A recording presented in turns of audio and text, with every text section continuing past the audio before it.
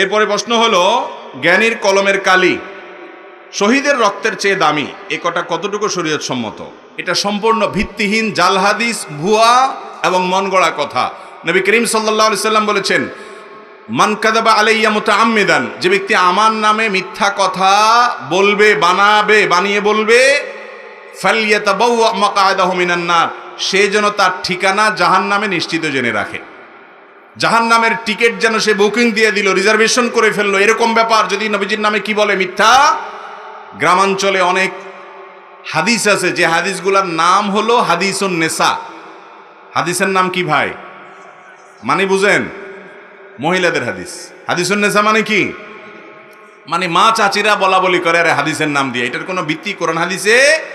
তো নবীজির নামে এরকম মিথ্যা কথা বললে সেটা কি সগীরা গুনাহ, কবিরা গুনাহ? কবিরা গুনাহ, এ ব্যাপারে কোনো সন্দেহ। অনেক মা বোন আছেন দেখবেন, বিশেষ করে মা চাচিরা আছেন একটু বয়স্ক হয়ে গেছে, কোত্থেকে কি শুনছে না শুনছে অনবরত বলে যাচ্ছে তো যাচ্ছে নবীজির নামে, আছে না নাই? তো এই হাদিসগুলা মহিলাদের মধ্যে যেরকম আছে পুরুষদের মধ্যেও আছে ব্যাপক হারে। এটা হলো সেরকম একটা হাদিস।